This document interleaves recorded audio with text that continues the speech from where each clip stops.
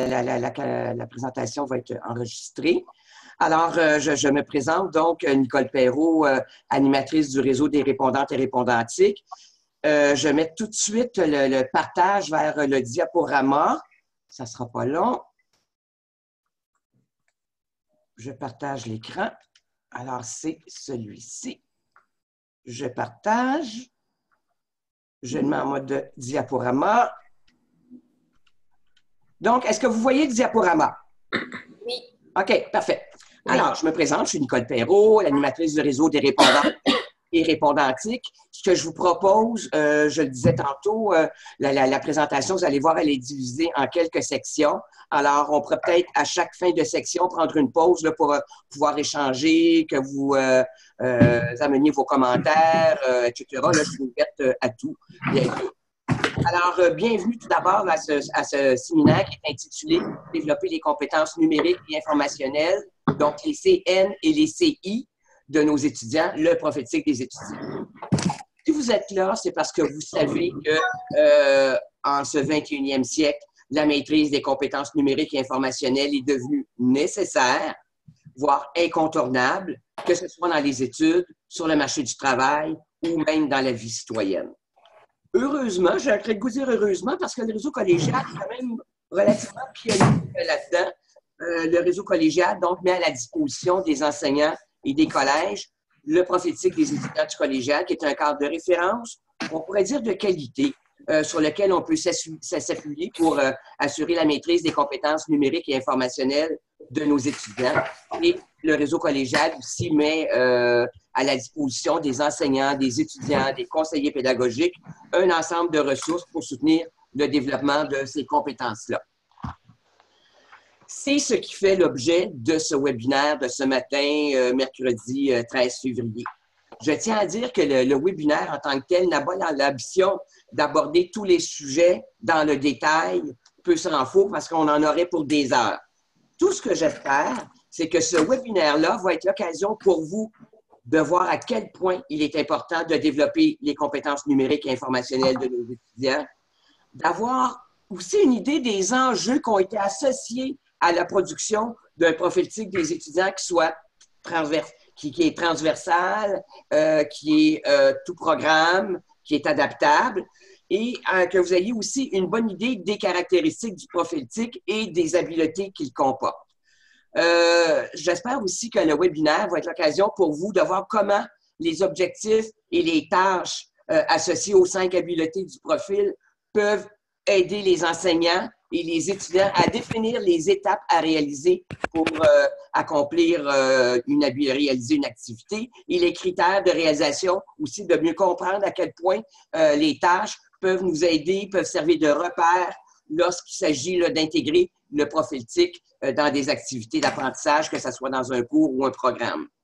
Finalement, je voudrais aussi vous faire découvrir un peu, si ça vous intéresse, le projet badgecollégial.ca qui permet de reconnaître la maîtrise des habiletés donc du prophétique des étudiants par l'octroi de badges. Donc, on va parler des CN et des CI dans un contexte de réussite, du prophétique des étudiants du collégial, comment utiliser le prophétique pour intégrer les compétences numériques et informationnelles dans une activité, un cours ou un programme, et soutenir le développement des compétences numériques et informationnelles, l'espace prophétique.ca et le projet Badge collégial, évaluer et reconnaître. Donc, on a un beau plan de match. Je l'espère que vous allez avoir autant de plaisir à participer à l'activité que moi, j'en ai eu pendant beaucoup d'heures à préparer l'activité. Alors, la première question, j'aurais le goût de vous poser, puis là, vous pouvez activer votre micro. Gênez-vous pas là, de brainstormer. Je ne pense pas qu'il soit possible d'écrire. Je ne sais pas si on peut écrire dans la diapositive. Oui, je pense qu'il est possible d'annoter, hein? Mylène, je crois. Est-ce qu'on peut, tu sais, comme ça ici, est-ce qu'on peut? Oui. Je ne sais pas si est-ce que vous avez des outils d'annotation? Donc, c'est en haut. Non, j'ai pas l'impression qu'on ait ça, nous, de notre côté. OK, Nelson, Jean, OK, parfait. Oui, Nelson qui a dit non. OK, salut Nelson. OK. Moi, Nicole, je te passe assez vite. OK. Je n'étais pas capable de te répondre. Mais il y a du monde qui écrit, là, par exemple. Donc, en tout cas, c'est pas grave. Si vous pouvez écrire même du texte, je crois, si on choisit le mode texte. Nicole, autrement dit, il faut que les personnes aillent dans le menu options d'affichage, annoter. C'est possible. OK. Mais, quoi qu'il en soit, je pense que la réponse, vous allez me la donner verbalement. Si vous demandiez à vos étudiants de nommer les outils ou les sites web qu'ils utilisent pour chercher l'information, qu'est-ce qu'ils vous répondraient, vous pensez? Google. Ouais! Puis l'autre? Wiki quoi? Wikipédia. Ah, yes! Effectivement. Là, je veux revenir. Bon, je veux quitter le mode annoté. Là, je veux quitter le mode annoté. Excusez, j'ai l'air d'une... Clique sur le X sur la barre d'outils qui est apparue. OK.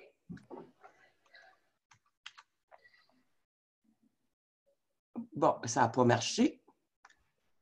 J'ai l'air d'une vraie cocotte. Ah, OK. Donc, effectivement... Ah, là, il faut faire effacer. Alors, Wikipédia et Google. Bon, dans la notation, j'imagine qu'on peut aussi effacer tout ça, effacer tous les dessins, FuseBin. Et voilà. Alors, effectivement, vos réponses, Wikipédia, Google, c'est effectivement deux moteurs de recherche qui sont les plus utilisés. Et ça nous confronte à un défi grandissant, la capacité des gens à accéder à la bonne information et de valider la qualité de ces informations et de la traiter.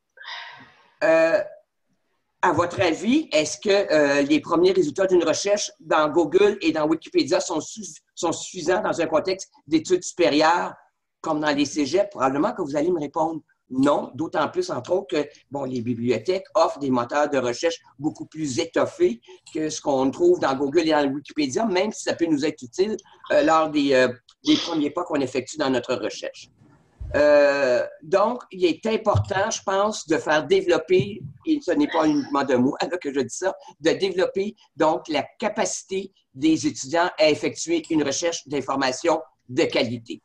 D'ailleurs, à cet égard, je voudrais changer de diapositive et je ne suis toujours pas capable. Alors, je ferme ça.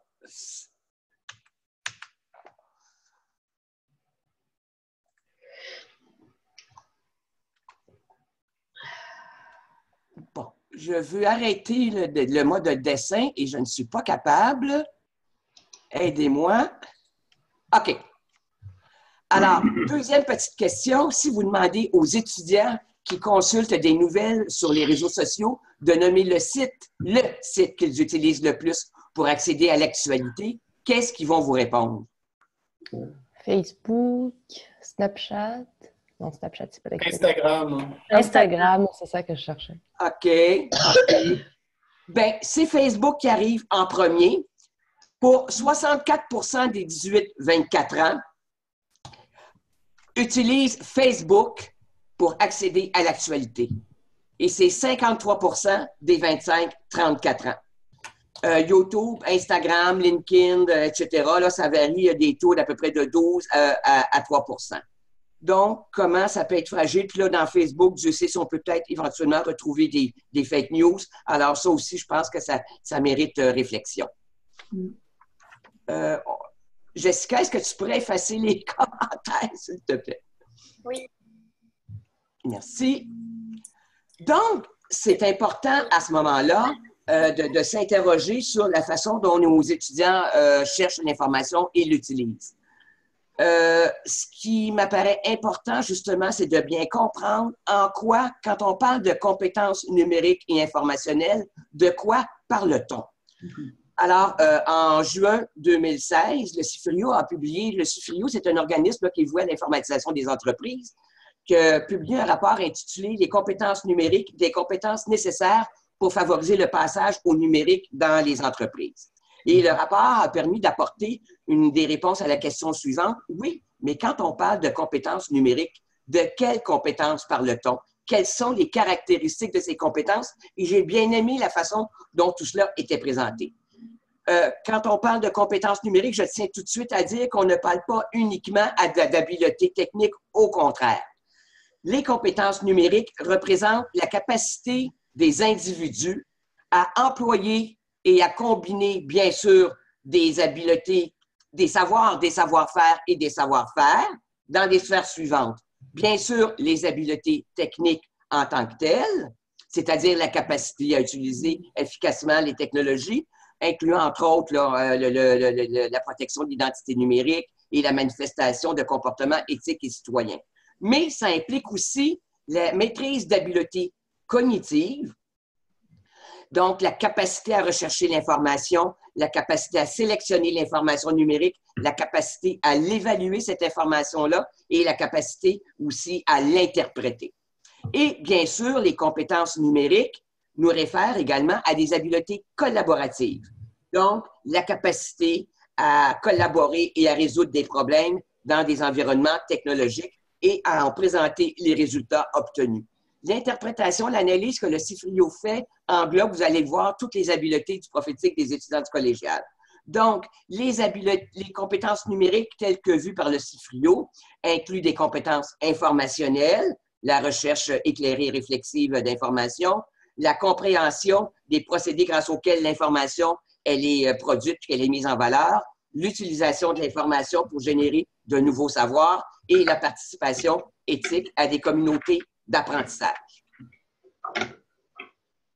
Maintenant, elles sont incontournables, les compétences numériques, à plusieurs égards. C'est qu'il est difficile d'imaginer une profession ou un métier maintenant où la maîtrise des compétences numériques et informationnelles n'est pas requise. Il y en a partout. Cette maîtrise est réclamée d'ailleurs par les universités et par le marché du travail, quel que soit le programme d'études de nos étudiants.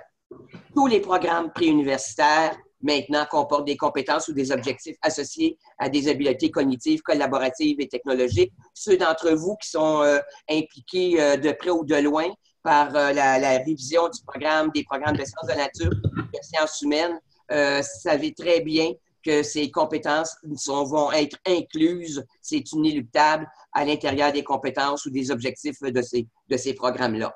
C'est la même chose aussi pour les programmes techniques qui comportent souvent maintenant de plus en plus des compétences ou des objectifs associés à des habiletés cognitives, collaboratives et technologiques. D'ailleurs, en ce qui a trait aussi au marché du travail, je réfère aussi à un autre document qui avait été publié par le CIFRIO. C'était une enquête qui portait sur les compétences numériques dans la pratique professionnelle de 12 ordres professionnels dans le domaine de la santé et des relations humaines. Et les auteurs de la recherche concluaient ceci: on observe une percée timide de l'utilisation des technologies numériques alors qu'un virage numérique se trace à l'horizon pour les membres de ces ordres professionnels-là. Donc, même si certaines compétences étaient mises en profit, beaucoup d'autres méritaient d'être développées de la part des professionnels de la santé. Et bien sûr, les compétences numériques, elles sont requises dans la vie citoyenne, bon, que ce soit pour gérer son budget quand on achète sa maison, traiter l'information, communiquer, collaborer. Donc, ce sont aussi ces compétences-là, elles sont aussi requises dans la vie citoyenne. Nicole? Oui? C'est Jessica. Oui. Est-ce que tu peux me mettre co-animatrice pour que je puisse enlever tous les textes? Parce que là, je ne peux rien te faire sur ta page. Oui. Alors, pour ça, je vais être... sur un nom dans les participants et tu me mets co-animatrice. OK. Oui, nommé co-animateur. Et voilà, c'est fait. Et voilà. C'est bon, merci. OK, parfait. Alors, les CN et les CI aussi, elles sont incontournables parce que, bon, on s'est posé la question, il n'y a pas encore de recherche définitive qui a été faite là-dessus, mais est-ce que les compétences numériques ont un effet sur la réussite étudiante? Même si les résultats de recherche varient, une méta-analyse portant sur le sujet fait ressortir ceci, entre autres, en ce qui concerne la réussite, c'est qu'il y a une corrélation positive, donc un lien positif entre autres, la formation documentaire et les diverses dimensions de la réussite scolaire. Et le recours au numérique aussi, là, aux technologies dans la classe, a un effet positif sur la motivation des étudiants. Et j'aimerais mettre ici, d'ailleurs, vous allez avoir accès au diaporama deux documents, à mon avis, qui m'apparaissent très importants comme argumentaire quand il s'agira d'en parler dans votre collège. Il y a une mémoire de la Fédération des cégeps sur l'élaboration de la politique sur la réussite éducative qui a été présentée au ministère en 2016. Alors, quand vous téléchargerez le document, vous pourrez aller voir les recommandations 9 et 10, où là-dedans, on sollicite, on invite chaudement les collèges à faire développer ces compétences-là par les étudiants. Et il y a aussi la mémoire de la Fédération des cégeps sur la stratégie numérique en éducation et en enseignement supérieur qui a été présentée au ministère aussi en 2016, mémoire auquel j'ai participé. Et je vous invite chaudement à aller voir les thèmes 1 à la page 8 et le thème 2 à la page 46, où vous voyez un ensemble de recommandations qui portent sur la maîtrise des compétences numériques et informationnelles des étudiants. On peut aussi, et c'est tant mieux, pour montrer à quel point c'est incontournable. Donc, il y a de plus en plus de collèges qui intègrent la maîtrise des compétences numériques et informationnelles dans les plans stratégiques des collèges ou les plans institutionnels ou les plans de la réussite. Par exemple, ici, les compétences informationnelles ont été incluses dans la politique cadre de la bibliothèque du cégep régional de la Naudière. Ici, à Sainte-Foy, je ne sais pas si Sébastien est arrivé, Sébastien Roy de participer à l'activité, c'est inclus dans le plan stratégique 2015-2020 du cégep de Sainte-Foy. Donc, faire de la formation d'étudiants une expérience stimulante à rime aux défis du 21e siècle. Donc, mise en place d'une stratégie pour favoriser le développement des compétences informationnelles des étudiants et l'utilisation efficiente, éthique des technologies. Même chose au cégep de Grande-Bay, où on retrouve dans son plan stratégique 2017-2022 le 4e PICO, donc renforcer la maîtrise des compétences numériques des étudiants.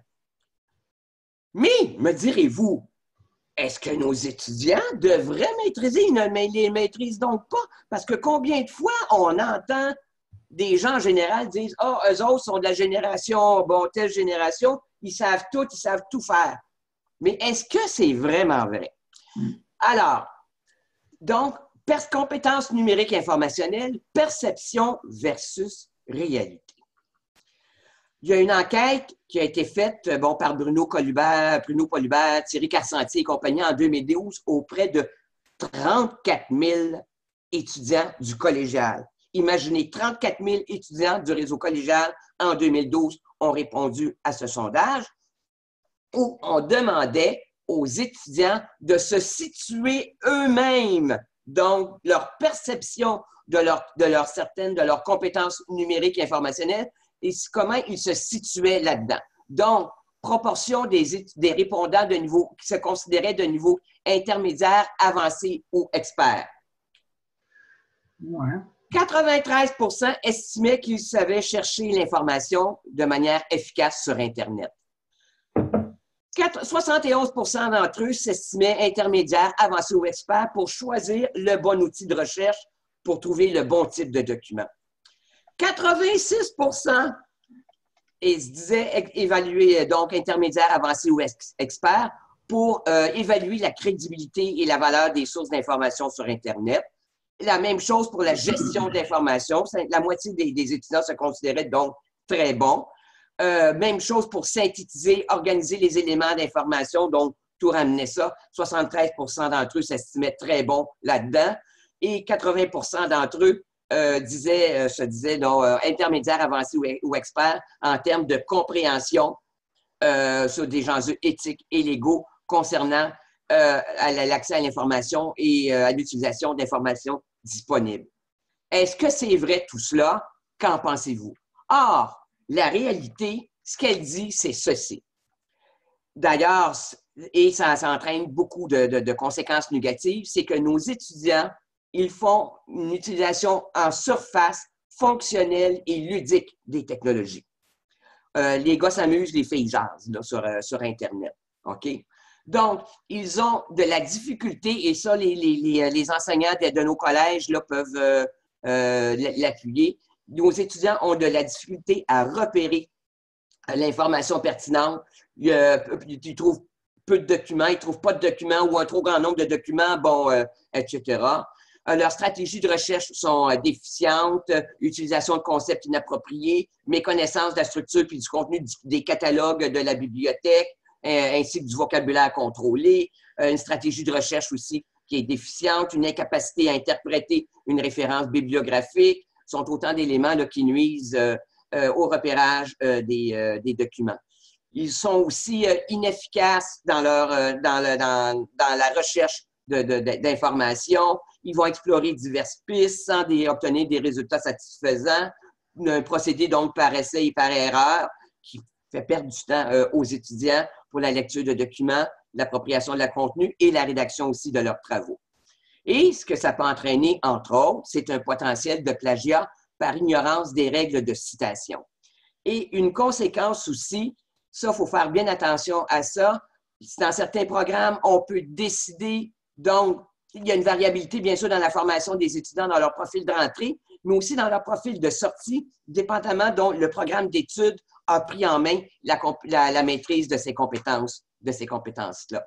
Alors, la nature des programmes, la pratique des enseignants, donc c'est aux enseignants de voir comment se faufiler pour enseigner la maîtrise de ces compétences-là. Donc, devant ce défi, c'était ça notre défi au collégial, il nous apparaissait important de produire, donc le réseau des répondantiques, là, vous le savez, de produire un cadre de référence qui respecte les données ministérielles des programmes d'études parce que de plus en plus les compétences numériques et informationnelles font partie des programmes d'études, ne serait-ce que rechercher l'information, ça fait partie de tous les programmes là, que je sache. De produire un cadre de référence qui réponde aux attentes et exigences des universités et du marché du travail, de produire un cadre de référence qui assure un continuum dans le parcours des étudiants en favorisant des initiatives interordres, qui demeure compétitif par rapport aux autres systèmes d'éducation aussi au niveau mondial, qui facilite, et ça, il y a une conseillère pédagogique qui m'a demandé d'insister là-dessus et je le fais, qui facilite aussi un cadre de référence, qui facilite l'inclusion de tous les étudiants, donc dans un contexte de pédagogie inclusive, d'étudiants qui bénéficient des services adaptés, etc. Et bien sûr, un cadre de référence qui va pouvoir soutenir une pédagogie active. Donc, notre défi, c'était d'avoir un cadre de référence qui propose une démarche structurée d'apprentissage, d'habileté informationnelle, d'habileté méthodologique, qui facilite le choix des actions à poser lors de l'intégration dans la classe, qui soit universel, tout programme, tout collège et éventuellement interordre. Et je peux vous dire que j'ai présenté le profil la semaine passée au Conseil supérieur de l'éducation. Il y avait des gens du primaire, du secondaire, du collégial puis de l'universitaire et tout le monde s'est reconnu là-dedans. Ça, j'ai trouvé ça bien encourageant. Et qui demeure d'actualité, quelles que soient les nouveautés technologiques qui font leur apparition. Ce qui donne, donc, vous allez voir, on ne nomme pas de logiciel dans le profil et ça laisse de la souplesse quant au choix des applications logicielles puis des environnements numériques à utiliser pour maîtriser une habileté. Donc, ça donne de la flexibilité au programme d'études. Ce qu'on voulait aussi, c'était un cadre de référence où les habiletés technologiques ne sont pas une fin en soi, où celles-ci sont utilisées pour soutenir donc le développement d'habiletés transversales comme les habiletés informationnelles, méthodologiques et cognitives. Un cadre de référence qui valorise l'importance de planifier, de faire des choix, qui encourage rigueur, professionnalisme, efficacité, qualité, complexité, éthique, etc. Et c'est dans ce contexte-là qu'est arrivé le prophétique des étudiants du collégial. Comme c'était la première partie, je vais prendre une petite pause de présentation et vous demander si vous avez des commentaires, des questions, des réactions en lien avec ce que je viens de vous présenter. C'est-tu intéressant ou comment vous vous sentez là-dedans? Est-ce que vous trouvez ça le fun qu'on ait fait cette partie-là? Là, vous n'allez pas me dire non de même, là, mais est-ce que c'est quelque chose que vous pensez que ça peut être un argumentaire pour vous qui peut être intéressant? Ou, bon. Ben si, moi je trouve ton argumentaire très intéressant. J'ai très envie de pouvoir le réutiliser pour l'implanter dans mon collège. Enfin, ça fait partie des dossiers que je suis, du coup. OK. Oui, je vois qu'il y a des gens qui laissent des commentaires. C'est gentil, là. Oui, que c'est intéressant, bon, très dynamique, bon, etc. Alors, vous avez hâte d'entendre la suite. C'est ça que Céline a écrit. Alors, on passe à la suite, les petits copains. On recommence le partage d'écran, puis on arrive au prophétique. Alors. Je partage mon écran. Et c'est dans ce. Donc, quand on a créé le prophétique, soit dit en passant, ça c'est la deuxième version. On avait déjà fait un premier prophétique en 2009, mais c'était vraiment un prophétique logiciel, là, savoir traiter, écrire au traitement de texte, puis savoir utiliser un chiffrier, alors que là, c'est tellement pas ça. Mais c'est vraiment. Donc, et il y a eu. Ça aussi, bon, il y a une équipe de travail, là, je ne fais pas de la digression, mais je peux quand même vous mettre en contexte. Quand on a décidé d'écrire cette deuxième version-là du prophétique autour de 2011, 2012, 2013, on était une équipe, on s'est réunis, mon Dieu, des dizaines et des dizaines et des dizaines de fois. Ça a vraiment été un travail collaboratif absolument extraordinaire là, qui a mené à ce profil-là. Et je peux vous dire que en tout cas, on en était content. Bon. Alors, ces défis, ces enjeux-là, les défis et les enjeux dont je vous ai parlé tantôt, c'est dans ce contexte-là qu'on a développé donc le prophétique des étudiants du collégial, un cadre de référence qui permet de soutenir donc la maîtrise de 5 habiletés. Donc, le prophétique, il comporte 5 habiletés. Le traditionnel processus de 3, là, rechercher l'information, traiter l'information, présenter l'information. Donc, l'habileté 1 là, qui propose une espèce de méthodologie de recherche dans le processus de planification, de recherche d'information. L'habileté 2, donc, traiter l'information, c'est l'habileté souvent la plus négligée. Quand j'ai fait des présentations du prophétique dans des collèges, je me souviens à Beauce-Appalaches, entre autres, c'est ça que les enseignants nous disaient. Souvent, cette étape-là, elle est escamotée, ce qui fait que les étudiants présentent l'information sans l'avoir traitée et ça comporte certaines des lacunes. Donc, traiter l'information, c'est vraiment la plus intellectuelle des habiletés. C'est la plus, donc, c'est celle qui nous permet de comprendre en profondeur les textes qu'on a trouvés en tant que tels. Et bien sûr, présenter ses résultats de recherche, sa création, le fruit de son travail, à l'aide d'outils variés, pertinents et stimulants. Puis d'ailleurs, on encourage ces outils-là, que ça dépasse l'unique traitement de texte. On pourra en parler plus tard. Et bien sûr, il y a 2 habiletés transversales. Travailler en réseau. Donc, travailler en réseau, donc ça, c'est quelque chose qui peut se faire tout au long du processus programme des étudiants. Nos étudiants doivent développer donc des habiletés de communication efficaces et des habiletés collaboratives. D'ailleurs, c'est ce qu'ils vont faire quand ils vont être sur le marché du travail pour beaucoup d'entre eux. Et bien sûr, l'habileté 5, exploiter l'éthique de manière efficace et responsable. Donc, vous allez voir les 2 termes, efficacité, responsabilité, toujours présents donc dans l'usage des technologies, des habiletés de base, donc dans un environnement de travail, dans son milieu, exploiter l'éthique, donc de façon autonome, etc. Je vais vous faire une brève présentation donc des caractéristiques du prophétique tout d'abord avant d'aborder les habiletés. Donc, chaque habileté se décline en objectifs et en objectifs lesquels impliquent des tâches à réaliser. Donc, ça donne une structure à 3 niveaux qui ressemble à la structure, donc vous le voyez, des devis ministériels, puis s'apparente aux compétences, aux éléments de compétences des programmes d'études. Donc, ça a été fait de façon à ce que ça facilite une espèce d'arrimage plus naturel entre le processus et les outils locaux, notamment la répartition, à supposer que vous intégriez le prophétique dans un programme, donc la répartition des habiletés et la répartition des compétences à l'intérieur des programmes d'études, ça se prête bien à cela. Donc, ça facilite aussi leur intégration dans une activité d'apprentissage. Puis quant aux tâches, là, effectivement, elles s'apparentent aux critères de performance en tant que telles. Donc, bien que la majorité là, soit observable et mesurable, la précision là, quant au niveau à atteindre, bien ça sera laissé bien sûr à la discrétion des enseignants et des programmes en tant que tels. Mais dites-vous bien que dans notre projet de batch collégial.ca, dont je vous parlerai tantôt, d'avoir des tâches qui réfèrent à des critères de performance, ça nous a été très utile pour définir les critères d'attribution des badges associés à des objectifs. Donc, Le profil s'adresse à toutes les clientèles étudiantes, comme je disais tantôt, qu'ils aient des besoins particuliers ou non.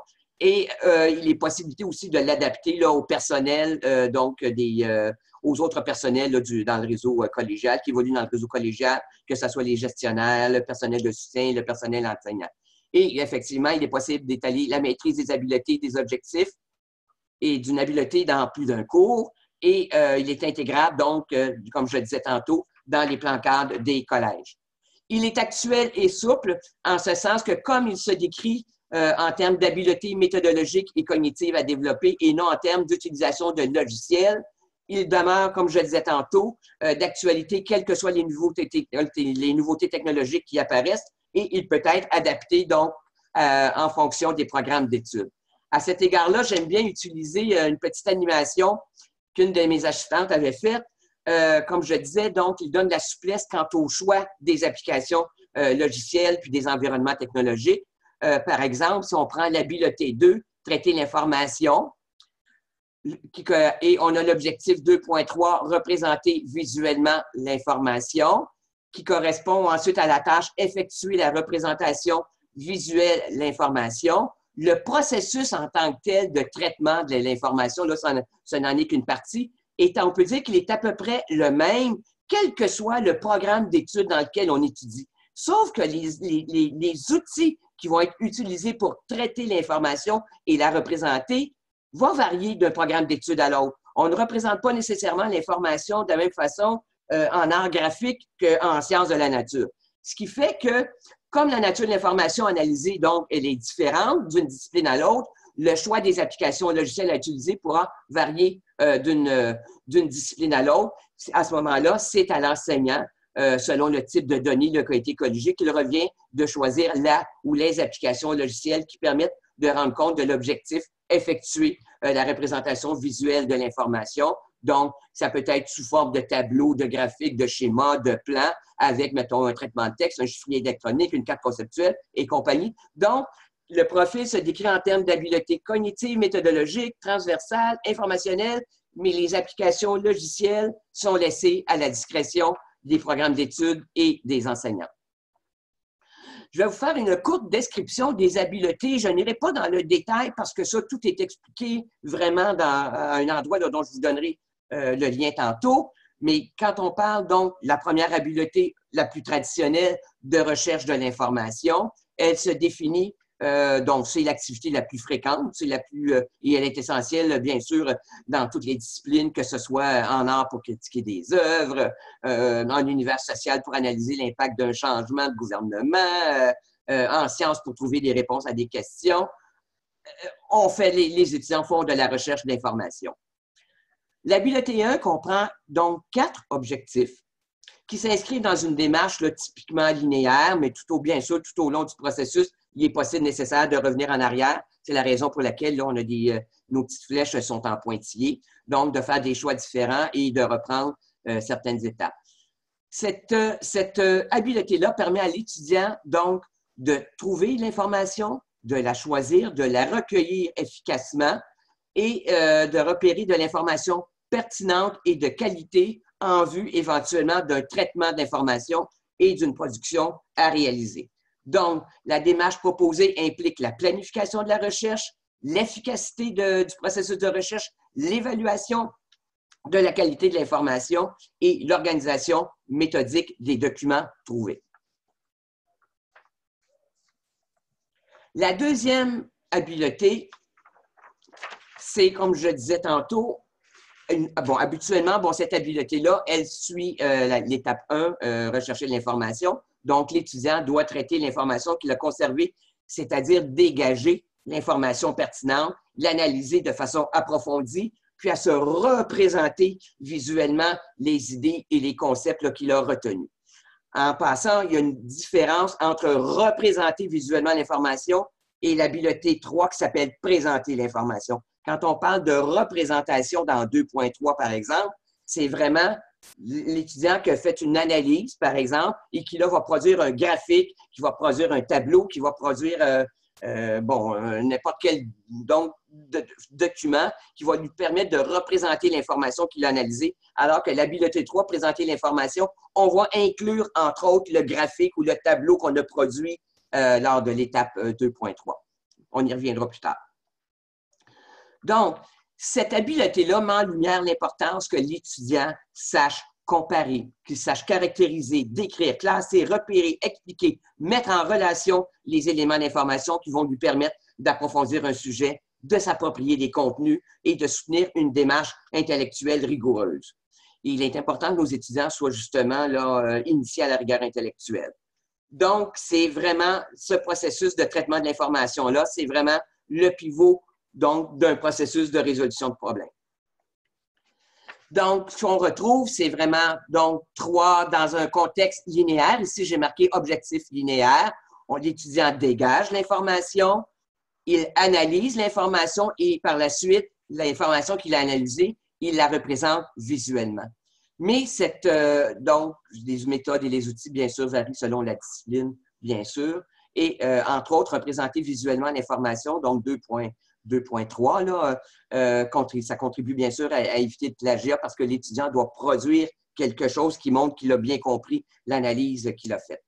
Donc, elle peut se présenter de façon linéaire, cette habileté-là, mais elle aussi se présenter sous forme d'objectifs distincts.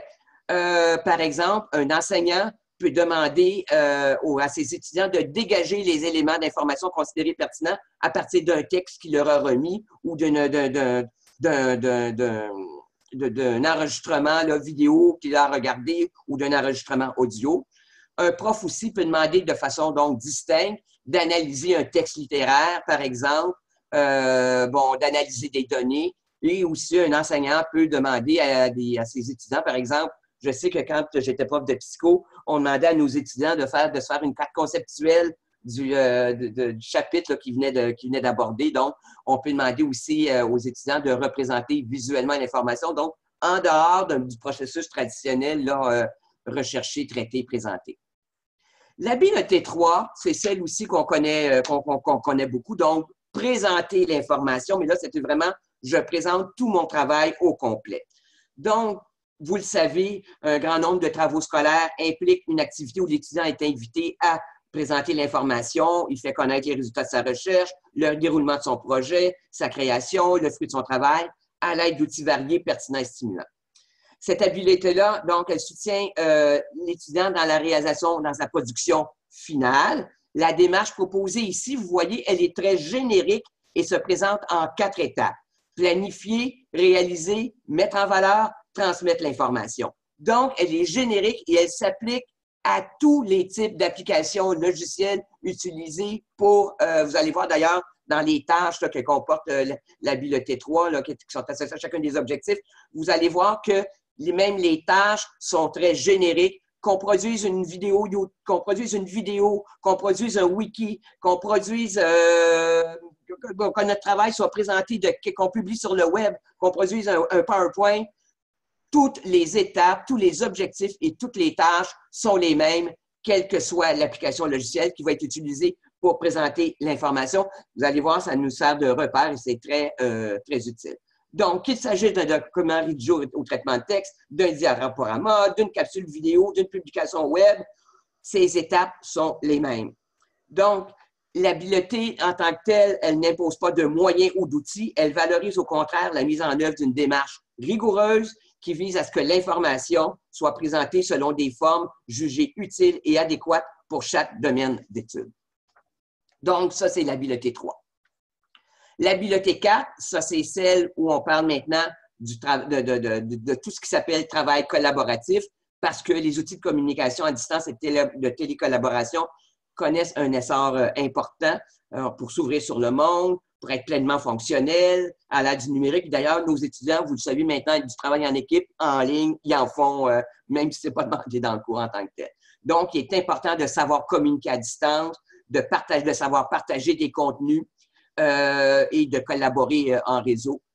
Donc l'habileté, elle propose 3 types d'activités de travail en réseau dont les étapes, vous allez voir, les étapes de réalisation sont pas mal semblables, où l'étudiant, vous allez voir, doit définir ses objectifs, de contexte, réaliser, sélectionner le bon outil. Donc, vraiment des habiletés méthodologiques intéressantes. Il faut qu'il prévoie les aspects logistiques du travail collaboratif en tant que tel, les aspects technologiques, les aspects organisationnels aussi pour assurer la réussite.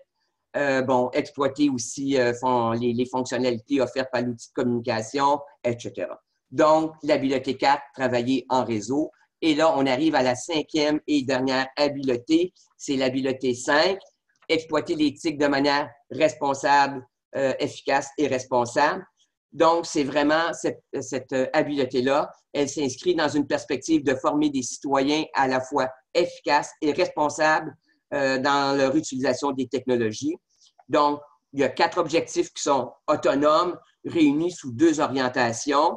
On a l'efficacité 5.1 et 5.2, là, c'est l'efficacité en tant que telle, et 5.3 et 5.4, c'est la responsabilisation.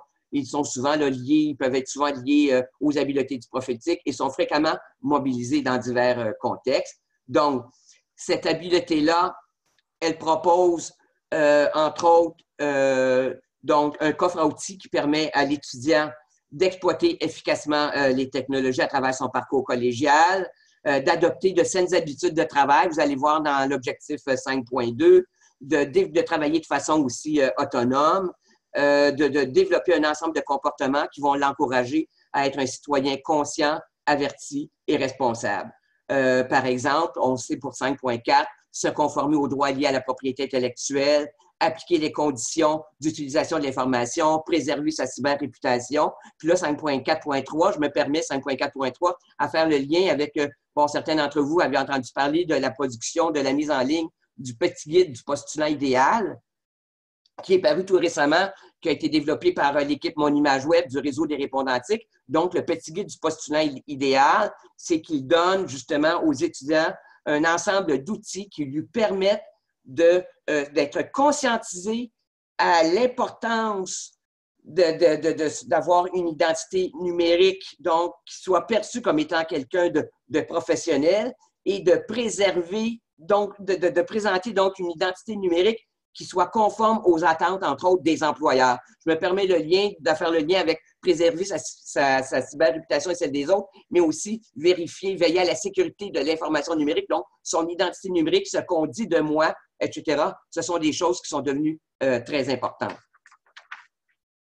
Voilà pour je vais faire une petite pause, un instant, j'arrête. Bon. Est-ce que c'est clair les habiletés qui vous ont été présentées? Oui? Est-ce que je vais trop vite? Non? OK. Si vous avez des suggestions, c'est clair, ça fait. OK, parfait. Alors, ne vous gênez pas là pour. C'est très clair, la vitesse est bonne. OK, correct. Alors, je vais recommencer mon retour de partage. Je recommence mon partage. Un instant. Partager. Je partage donc ça ici. Et là, je trouve qu'on arrive à une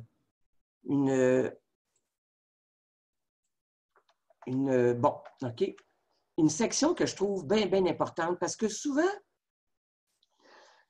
parce que, comme je vous le disais, ce n'est pas la première fois que je présente le prophétique des étudiants, puis j'ai souvent eu l'impression que ça avait l'air lourd pour les gens. Puis je me disais, mon Dieu, c'est de valeur. Effectivement, tantôt, quand on va aller dans l'espace prophétique, il y a du stock. Il y a du stock, mais je pense que c'est à nous autres de savoir tirer profit de tout ce stock-là, puis d'aller chercher pour soi la substantifique moelle et de dire, je bénéficie de ces ressources-là pour que ça vienne me soutenir en tant qu'enseignant à intégrer les habiletés du profil. Donc, puis c'est pas juste les habiletés du profil, c'est des habiletés probablement qui sont en lien aussi avec des compétences ou des objectifs de votre programme d'études. Puis moi, ce que je suggère maintenant, c'est de dire on tire profit des habiletés du prophétique pour concevoir des activités pédagogiques qui peuvent être associées à des compétences du programme ou qui peuvent être associées à des objectifs du cours. Tantôt, je le disais, le prophétique a été construit de façon à ce que les objectifs puis les tâches qu'il compose puissent s'intégrer facilement aux compétences du programme ou aux objectifs d'un cours. Donc, vous pouvez très bien tirer profit des habiletés à l'échelle d'une activité ou d'un cours. Bien sûr, lorsqu'intégré dans un programme, c'est encore mieux, mais vous pouvez très bien vous en intégrer, vous en inspirer. Et voici, par exemple, un exemple que j'aime bien donner. À supposer que, bon, vous demandez à vos étudiants de présenter l'information, donc de présenter les résultats d'un travail de recherche. Ça correspond, comme vous l'avez vu tantôt, à l'habileté 3 du prophétique des étudiants. On a vu tantôt que l'habileté 3 du prophétique comprenait 4 étapes, 4 objectifs: planifier la présentation de l'information, réaliser la production, mettre en valeur la production, puis transmettre l'information. Donc, les objectifs de l'habileté 3, c'est vraiment les étapes de réalisation. Donc, je dois planifier, l'étudiant doit réaliser, l'étudiant doit mettre en valeur, puis l'étudiant doit transmettre l'information. Les tâches, elles, ce à quoi elles servent, donc, elles servent de critères, de repères, donc de critères pour le prof, mais de repères pour l'étudiant, pour le suivi de l'activité. Donc, qu'est-ce que ça veut dire? Planifier l'information, la présentation. Je dois sélectionner le bon type de présentation, prévoir mes aspects logistiques, créer le plan de ma production. Quand je la réalise, j'applique les bonnes pratiques, je rédige mes contenus. Puis mes contenus, même si c'est de la vidéo que je fais, j'ai du texte à produire. Hein? Donc, je rédige mes contenus, quelle que soit l'application logicielle. Je produis ou j'adapte mes contenus. J'intègre mes contenus dans ma production. Je cite mes sources conformément aux normes exigées. Je produis une bonne médiagraphie. J'améliore la qualité de la langue en recourant aux outils d'aide à la rédaction. Et je mets en valeur ma production. J'utilise des modèles, j'améliore la lisibilité, je dynamise la production. Ensuite, je transmets mon information, je la convertis, je l'imprime, je la rends accessible en vue de sa remise ou de sa diffusion et j'effectue ma présentation avec mon support numérique et j'archive ma production. Donc, c'est des étapes et des tâches qui sont utiles tant pour l'enseignant que pour l'étudiant. Pour le prof, donc, ça lui sert de critères qui lui permettent de savoir, bon, ben mon étudiant, s'il veut pour un travail, ça lui sert de repère, moi, ça lui sert de repère et moi, ça me sert de critères. Un autre avantage aussi, à supposer que, bon, vous voulez faire une activité de présentation de l'information, mais que là, c'est dans un contexte de travail en équipe. Donc, comme je vous le disais tantôt, le prophétique a été conçu aussi de façon à ce que les objectifs, comme je vous disais tantôt, associés à différentes habiletés, puissent être combinés dans une même activité d'apprentissage. Donc, on va revenir à notre exemple précédent. Le professeur, là, bon, il veut faire le travail à l'équipe. Il va aller chercher, donc, les objectifs de l'habileté 3. Vu que c'est en équipe, il va dire aussi, mes étudiants vont collaborer en réseau, habileté 4.4. Donc, il faut que mes étudiants définissent les objectifs, sélectionnent l'environnement, prévoient les aspects logistiques qui contribuent à la réalisation du projet, qu'ils appliquent les bonnes et conserver les résultats, bon, etc. Et ici, il associe aussi éventuellement 5.4, donc agir de manière éthique et citoyenne, se conformer aux droits et à la propriété intellectuelle, donc tout ce qui s'appelle la citation des sources, utilisation des images aussi dans un contexte de respect de l'intégrité intellectuelle. Donc, ça vient donner, je pense, au prof tous les repères dont il a besoin pour effectuer le suivi des travaux de ses étudiants et ça donne à l'étudiant tous les repères qui lui permettent de savoir comment je m'y prends pour pouvoir justement réaliser un travail d'équipe, par exemple, dans un contexte de présentation de l'information. Ça veut dire qu'on peut maintenant combiner des objectifs, des habiletés ou des tâches à l'intérieur d'une même activité. Et c'est ce que permet le prophétique des étudiants. Et là, j'ai l'impression de vendre un produit, mais c'est donc pas ça, c'est juste d'essayer d'intégrer tout ça là, en tant que tel. Donc, dans une activité, ça peut se faire dans une activité. Même chose aussi, on peut intégrer des habiletés du prophétique dans un cours. Par exemple, ici, c'était dans le cours, donc c'était au Cégep Limoilou, donc ce qui a été utilisé dans le cours Explorer du tremplin deck du Cégep Limoilou, qui vise, entre autres, à permettre aux étudiants de valider leur choix de carrière tout en les aidant à développer toutes sortes d'aptitudes. Fait que le tableau met en lumière la correspondance entre des activités qui sont à réaliser, OK, et des habiletés qui proviennent du prophétique des étudiants du collégial. Donc, ici, ils se sont appuyés sur les habiletés du profil type pour spécifier les étapes à suivre afin de mener à bien leur activité. Donc, dans un cours aussi, c'est tout à fait possible. Dans un programme, c'est aussi possible. Idéalement, ça devrait être ça. Est-ce qu'avec toutes les révisions de programme là, qui ont cours et à la réflexion aussi qui est en train de se faire, vous le savez qu'il y a un plan d'action numérique en éducation et en enseignement supérieur là, qui a été produit au mois de mai dernier. Et ce plan d'action-là comporte des axes, des orientations, des objectifs reliés à la maîtrise des compétences numériques des étudiants. C'est la raison pour laquelle je pense que vous êtes si nombreux peut-être aujourd'hui. Il y a vraiment un intérêt à dire, là, on se prend en main, puis on essaie de voir ça idéalement en groupe, en programme, comment nous, on peut participer au développement de ces compétences-là. Dans un programme, bien sûr, c'est l'idéal parce que ça permet justement une intégration planifiée, réussie d'éthique, parce que ça permet aussi de se concerter autour d'un cadre de référence, celui que je vous ai présenté aussi tantôt. Ça permet une espèce de développement progressif et cohérent des compétences numériques et informationnelles et aussi ça permet la mise en place des conditions pédagogiques et organisationnelles. Donc, une espèce de concertation dans toute opération de gestion de programme.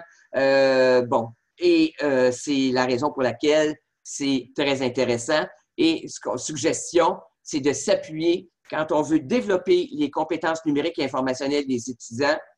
Appuyez-vous sur les éléments relatifs aux compétences informationnelles et numériques et informationnelles qui sont déjà présentes dans votre programme d'études. Elles sont là. Il s'agit juste peut-être de, comme je disais ici, de mettre des lunettes TIC et de voir les liens naturels possibles entre les technologies puis la nature des compétences disciplinaires. C'est ce qu'Huguette Dupont, ma chère collègue responsable de l'équipe Profil TIC, disait dans un article paru dans la revue Pédagogie collégiale en 2015, mettre des lunettes TIC qui fait que dans tous les programmes d'études, il va être possible d'associer des compétences numériques aux compétences disciplinaires. Quand on parle d'intégration dans un programme, bien, ça peut être là quand les enseignants décident que ils disent que ça serait intéressant de pouvoir le faire. Bien sûr, lors de l'implantation d'un nouveau programme ou la révision d'un programme. Puis là, je pense entre autres à je sais que Sciences de la nature, le projet du nouveau programme s'est réactivé. Je pense que Sciences humaines, c'est toujours en dormance. Donc, lors de l'évaluation d'un programme existant, vous voulez mettre sur pied un projet pédagogique d'envergure ou tout autre contexte là, que vous jugez pertinent.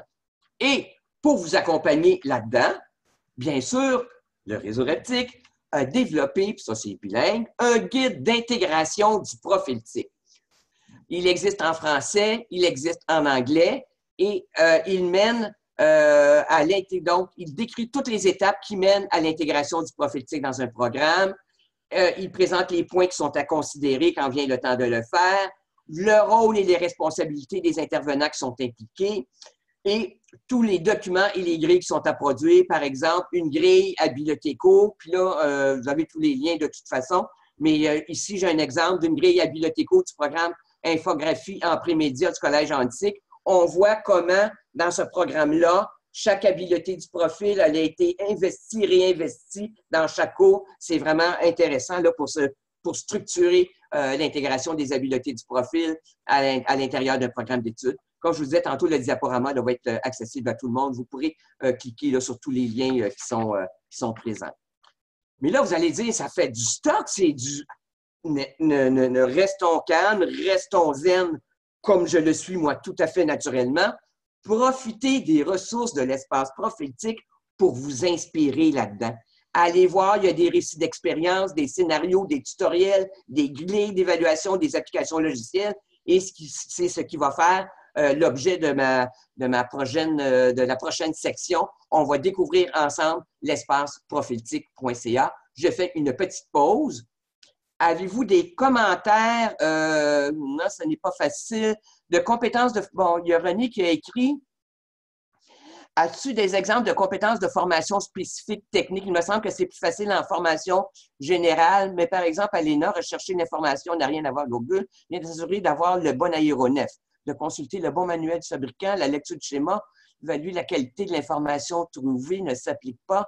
Il est impossible de conserver, à moins que Écoute, je vais essayer de voir, je vais réfléchir à ça, là, René. Là, tu me prends au dépourvu, mais je suis convaincu qu'après, je suis convaincu. Je pense qu'après un échange, on va pouvoir être en mesure de trouver une façon d'adapter ce qui s'écrit en fonction de ton programme là, en aéronautique. Bon, oui, j'ai une question, Isabelle, tu peux la poser, tu peux allumer ton micro si tu veux.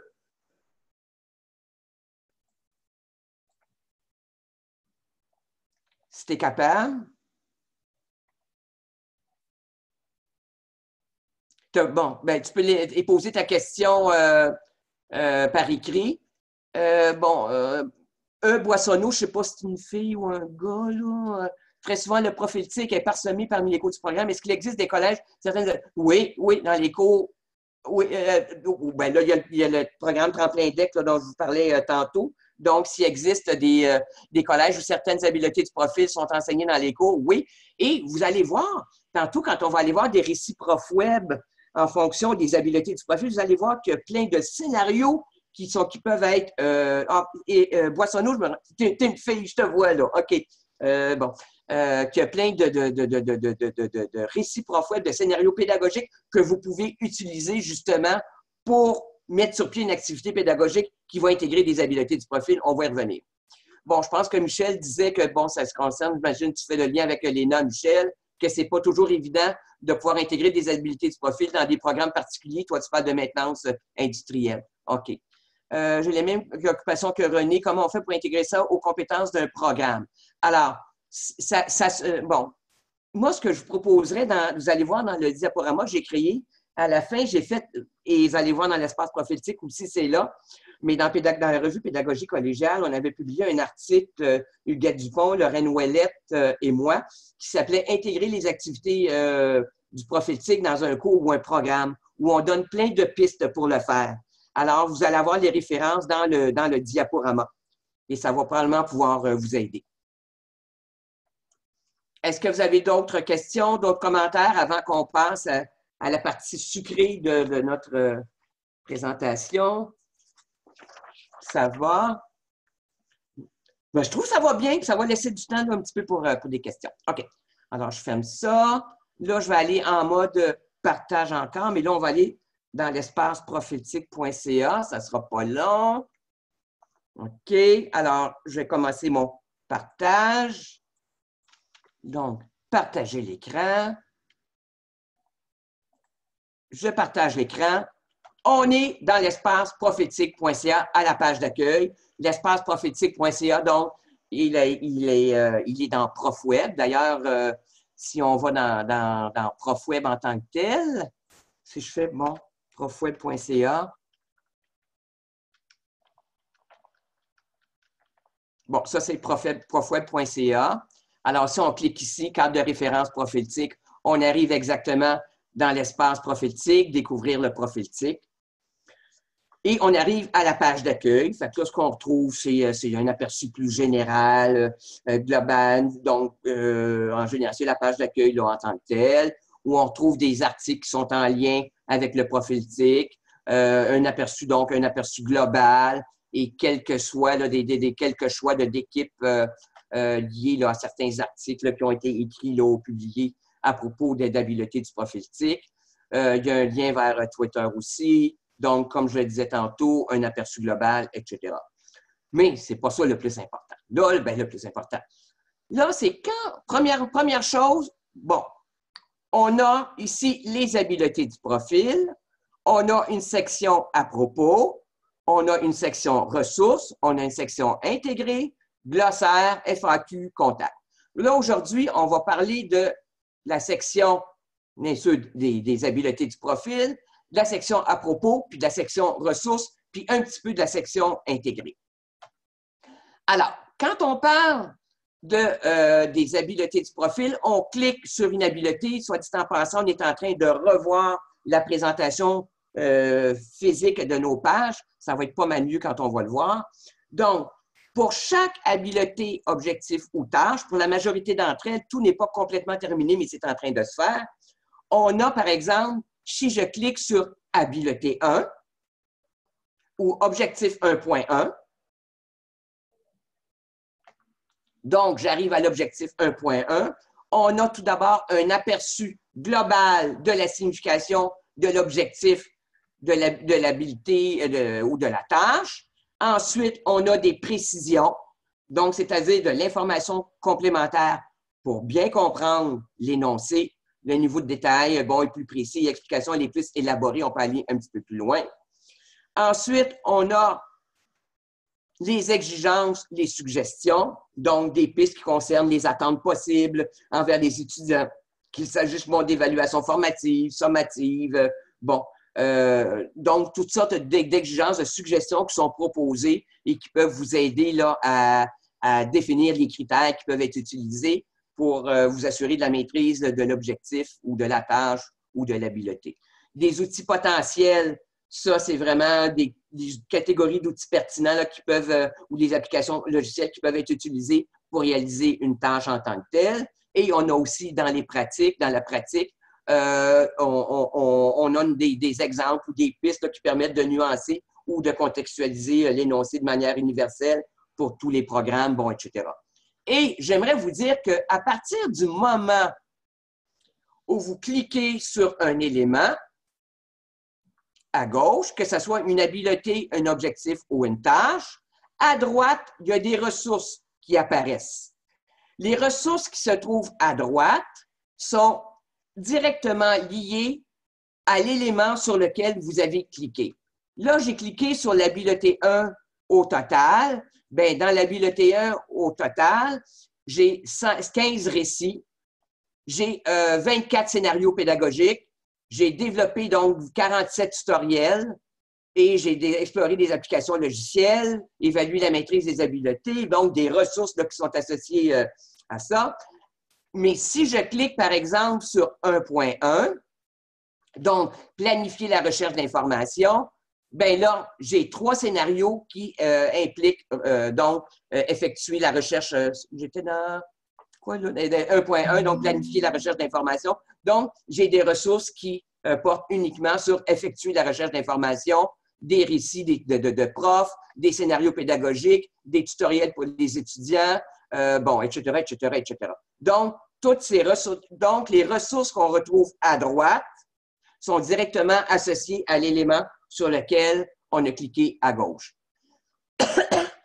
Même chose pour l'habileté travailler en réseau. Donc, à droite, on a donc les ressources dynamiques qui sont à droite. On sait qu'on a 47 récits d'expérience, bon, etc.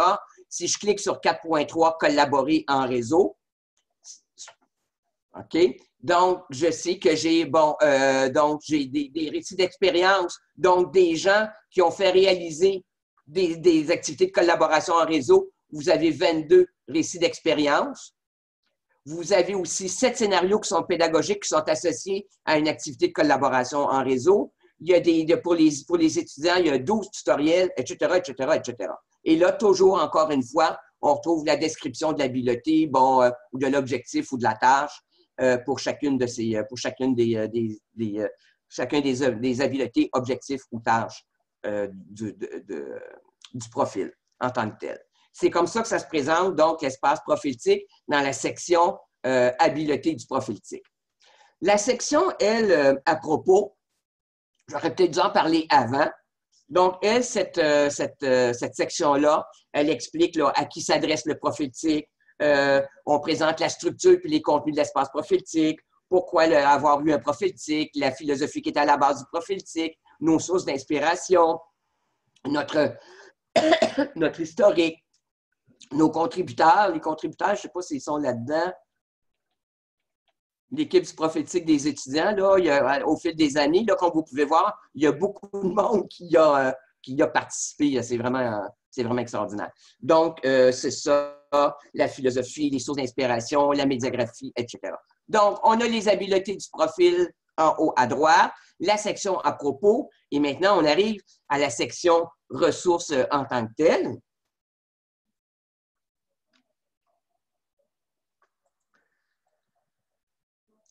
Une section, et j'aimerais vous dire que les ressources, et ça, en passant, c'est bilingue, hein, Donc, si on clique sur la English Edition, là, on va avoir l'espace prophétique en anglais avec des ressources en anglais, des explications en anglais, bon, etc. Là, je pense au collège là, qui enseigne également en anglais. Et une chose dont je suis très, très, très fier, c'est que l'espace prophétique, les ressources qu'on y retrouve, à 90 %, c'est des ressources qui proviennent du réseau collégial québécois. Il y a toutes sortes de ressources qui ont été produites par des organismes collégiaux, des ressources qui ont été produites par les collèges. Puis je trouvais ça le fun, intéressant de me dire, on leur donne une seconde vie, j'aime pas une seconde vie, mais on contextualise ces ressources-là en les associant à un cadre de référence. Je trouve que c'est un beau cadeau qu'on s'est fait en même temps de dire, on utilise les ressources qu'on a produites dans le réseau collégial et des super belles ressources. Donc, on a des ressources. Là, je vais aller chercher ma petite feuille parce que je m'étais fait...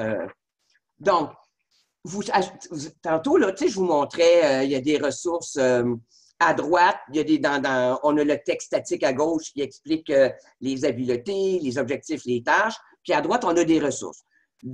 Quand on est dans le dossier, dans une habileté en tant que telle, donc, on peut trouver effectivement une ressource en cliquant. Donc, si je retourne à rechercher l'information ou à traiter l'information, tu sais, on va choisir traiter l'information, représenter visuellement l'information, on en a parlé tantôt. On retrouve effectivement donc des récits d'expérience, des scénarios, ici les réseaux de concepts en 4x4, etc. Mais on peut décider de vouloir peut-être combiner donc notre recherche et peut-être d'aller un petit peu plus loin, d'autant plus que, tu sais, tantôt, je vous disais, bon, on voulait que le profil TIC ne soit pas présenté en termes de logiciel, mais il y a beaucoup de gens qui nous ont dit, mais oui, nous autres, on aimerait ça, par exemple, trouver quelque chose qui parle du tableur ou parler quelque chose qui parle du traitement de texte. Ce qui fait que là, on a développé une section ressources où il est possible de faire une recherche à partir de différents filtres et d'une combinaison de différents filtres. Premièrement, il est possible de faire une combinaison par texte libre et bientôt, parce que je l'ai demandé sur la semaine passée, on va pouvoir associer le texte libre aux thématiques qu'on trouve un peu plus bas. Je pense que ça va être intéressant de pouvoir faire ça. Donc, il est possible de chercher des ressources par habileté, objectif ou tâche. OK, donc je clique sur ce que je veux. Je peux faire une recherche par type de ressources, donc s'inspirer d'exemples et d'expériences, des récits, des scénarios, développer des habiletés. Mais aussi, on peut faire une sélection par type d'application logicielle. Donc, je me cherche des ressources qui portent sur mettons, les organisateurs graphiques, donc les cartes conceptuelles, ou je cherche des ressources qui parlent de sondages et questionnaires, ou je cherche des ressources qui parlent du wiki. Donc, vous savez qu'à droite, vous retrouvez le nombre de ressources qui sont associées à une application logicielle en tant que telle, mais une autre thématique qu'on a créée, c'est assez nouveau, c'est par thématique pédagogique. Donc, je cherche des ressources. On va prendre une gorgée. Qui parlent de citoyenneté numérique. Je cherche des ressources qui parlent, mettons, de pédagogie inclusive, qui parlent de plagiat et intégrité intellectuelle. Et là, je peux chercher, mettons, plagiat et intégrité intellectuelle, par exemple. Et je peux chercher, à ce moment-là, par type de ressources, développer des habiletés, donc des ressources pour mes étudiants qui parlent de développer des habiletés en matière de plagiat et intégrité intellectuelle. Je clique là-dessus.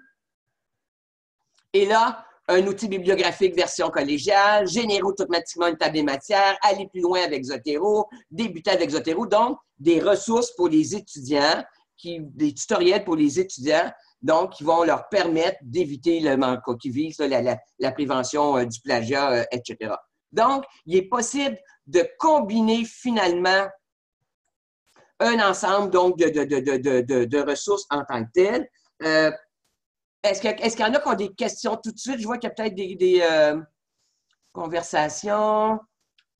Ah, OK. Non, ça va. OK. OK.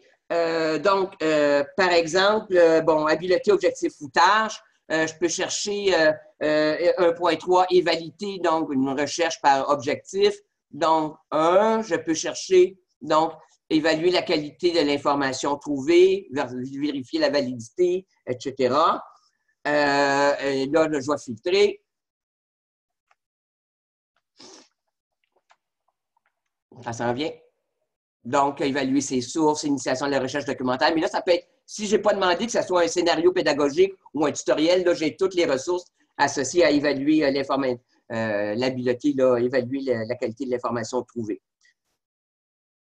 Donc, on peut faire, bon, comme je disais tantôt, toutes sortes de ressources, de recherche. Donc, je ne sais pas, moi, je cherche, mon Dieu, n'importe quoi, là. La prise de notes, j'ai seulement un truc, là, mais sur le tableur, ben, je sais que j'ai 13 ressources qui portent sur le tableur. Je vais filtrer. Et j'ai mes 13 ressources. Ah, c'est probablement que je n'ai pas tout défiltré après, là, un instant, parce que je sais qu'il faut... Ouais, c'est ça. OK.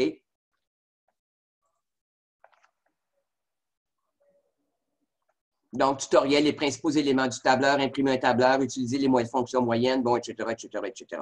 Donc, je pense que à partir tant de la description des habiletés, de la façon dont le prophétique a été construit, possibilité d'aller chercher des éléments un peu partout, des intégrer dans le cadre d'une activité, en même temps un accès aux ressources en lien avec l'activité que vous désirez faire réaliser. Je pense qu'avec ça, naturellement, ça demande une certaine exploitation, une certaine appropriation, mais je pense qu'on a là pas mal tout pour nous soutenir dans la mise sur pied d'activités pédagogiques intégrant les technologies, donc pour soutenir et les enseignants et les étudiants.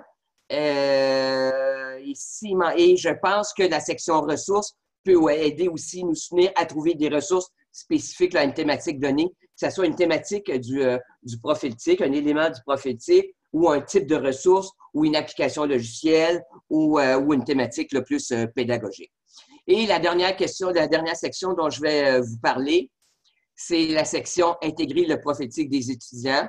Donc, on donne des pistes pour intégrer le profil dans un cours, dans un programme, dans un collège, les acteurs de la démarche aussi, la situation dans les collèges, bon, etc., etc., etc. Là, je n'irai pas tout dans le détail parce qu'on n'aurait jamais fini, mais voyez-vous, là, tout est là pour soutenir là, les gens dans l'intégration du prophétique dans une activité, dans un cours ou dans un programme. Je vais faire une pause à la présentation, un instant, à la présentation. J'arrête. Est-ce que vous avez des questions, des commentaires en ce qui concerne l'espace prophétique? Est-ce que vous êtes découragé ou encouragé? Là, j'ai le goût de vous entendre parce que je trouve que je ne suis pas tout seul. Nicole, est-ce que tu m'entends? Oui. C'est Nathalie Cadrin. Oui. Je peux allumer ma caméra. Ah, je suis contente, Nathalie, de te voir. OK.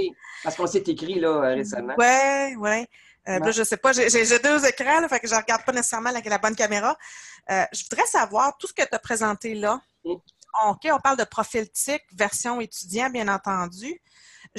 Comme je suis nouvellement CPTIC, sérieusement, je n'ai pas mis le nez dans le plan d'action numérique du mois de mai de 2018. Ouais. Est-ce que c'est concordant? Est-ce qu'on s'en va si on décide d'instaurer ou d'implanter un profil TIC, peu importe que ce soit programme ou collège, est-ce qu'il est concordant et est-ce qu'il s'arrime avec le plan d'action numérique? Oui, tout à fait. Tout à fait. Je vais même te fournir, je vais même partager le lien. On va y aller pendant qu'on se parle. Mais dans le plan d'action numérique, alors bon, c'est OPV, plan d'action numérique, document, le coffre à outils Reptic. Je vais faire un partage de documents. Que je vais faire dans le ici, je vais faire un partage d'écran. Je partage l'écran. Bon, ça, j'ai appelé ça le coffre à outils plan d'action numérique des répondantiques. Mais si tu vas voir la grille plan d'action numérique,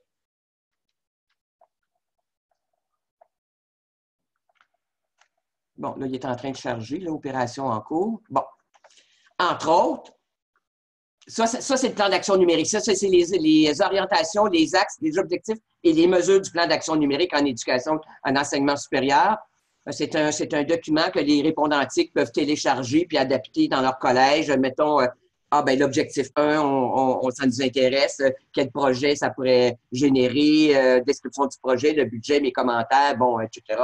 Comme je le dis ici, là, à droite, là, vous pouvez créer une copie de ce document-là. Alors, définir les compétences numériques et les intégrer efficacement dans l'offre de formation et établir un cadre de référence de compétences numériques transversales à tous les ordres d'enseignement. Puis ici, on voit Éduc ES à la colonne C, le niveau. Ça veut dire que ça, c'est tant pour le primaire, secondaire que le collégial, l'universitaire. OK? Donc, c'est vraiment et soutenir les compétences numériques du personnel enseignant, du personnel à la ligne 9, objectif 1.2. Donc, on a l'objectif 1.1 puis l'objectif 1.2 sont exactement en lien avec ce que tu me dis, Nathalie. C'est super. Merci énormément de cette réponse. Parfait. Oui, Eddie, salut Eddie qui est au collège de Victoriaville. Tu dis des exemples pratiques d'implantation dans les cégeps seraient intéressants et utiles.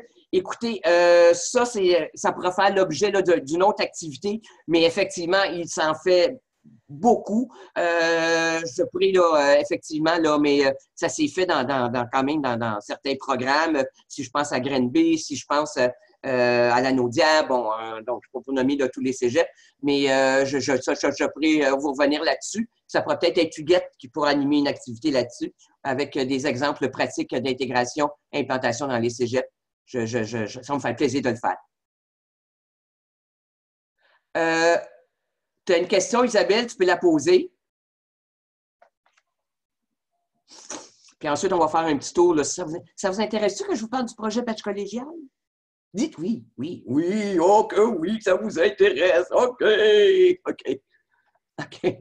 Bon, ok, ok, parfait. Alors, vas-y pour ta question avant, Nelson. Tu peux parler, Nelson, c'est un micro. Je vais allumer ma caméra aussi. Nicole, on avait eu, par le biais du ministère, une présentation pour, autrement dit, le profil pour tous les ordres d'enseignement. Oui. Et on a signé une formule de confidentialité. On ne pouvait pas divulguer l'information. Oui.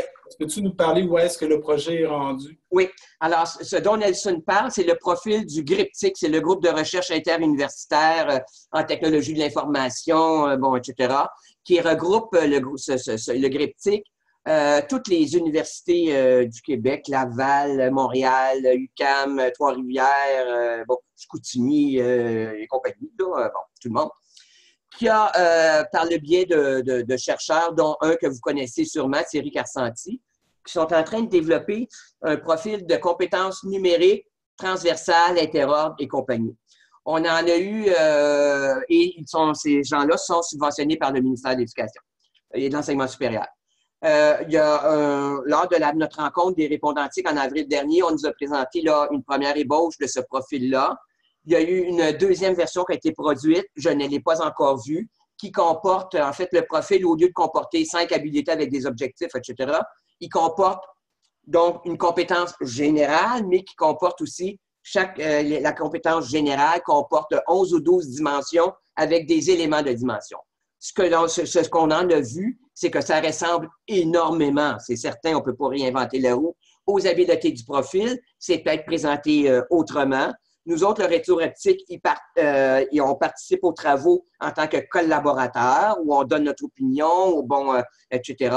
Et ce profil GRIPTIC-là devrait être en ligne d'ici à peu près à 6 mois à 1 an, disons. Et bien sûr, naturellement, tout est laissé. Il n'y a pas d'obligation d'intégrer un profil en tant que tel dans un programme d'études. Mais nous, ce qu'on envisage éventuellement, c'est que notre profil TIC puisse tranquillement prendre une teinte plus GRIPTIC dans sa présentation pour assurer une harmonisation. Mais le profil TIC ne disparaîtra jamais parce que ce qui est offert là est encore pertinent même à l'intérieur du profil GRIPTIC, mais ça va peut-être se présenter autrement à l'intérieur, peut-être d'un vocabulaire qui va peut-être être un peu différent.